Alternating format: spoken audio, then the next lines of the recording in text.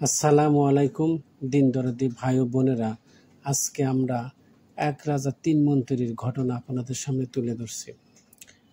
এক বাদশাহ একদিন তার তিন মন্ত্রীকে ডেকে তাদেরকে একটি থলি নিয়ে রাজপ্রাসাদের বাগানে যেতে বললেন।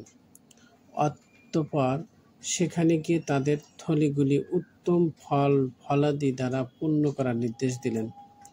এছাড়া তাদেরকে বলে দিলেন, কেউ যেন এ কাজে একের অপরকে সাহায্য না করে।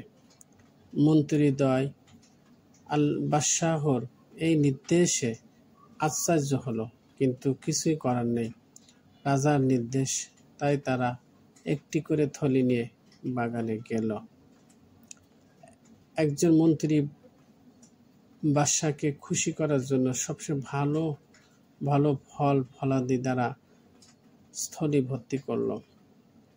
অপরজন মনে করল, বিপুল প্রাচুর্যের অধিকারী বাদশাহর তো আর এত বেশি ফলাদি প্রয়োজন নেই।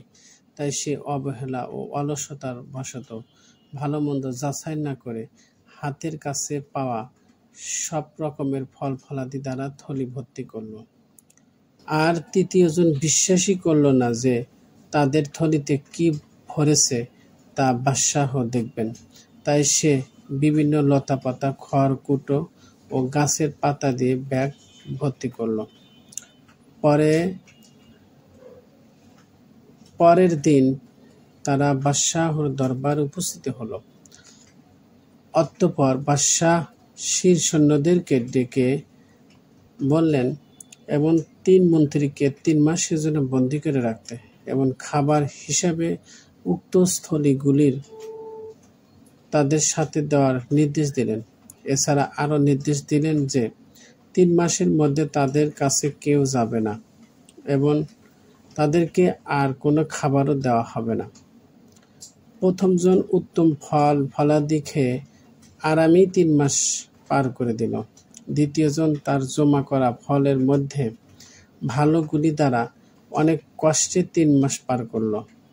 আর তৃতীয়জন 1 মাস পার হওয়ার পূর্বেই ক্ষুধায় মৃত্যুবরণ করল।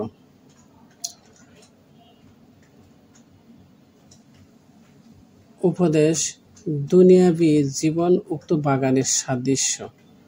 সৎ আমল বা মন্দ আমল উভয়টি অর্জন করা ব্যাপারে মানুষের স্বাধীনতা রয়েছে, কিন্তু আল্লাহ তাআলা যখন আমাদেরকে কবর নামক বন্দিশালায় বন্দী করবেন, সেখানে কোন আমলটি কাজে আসবে? নিশ্চয় সৎ আমল।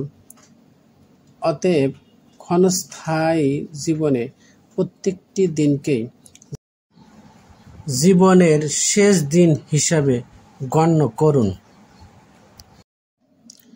প্রতিদিন কতটুকু সৎ আমল পরকালের জন্য জমা করতে পারছেন তার হিসাব রাখুন।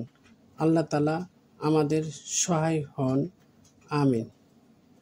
বন্ধুরা, ভিডিওটি ভালো লাগলে অবশ্যই আমাদের চ্যানেলটি সাবস্ক্রাইব করে পাশে থাকবেন। ধন্যবাদ।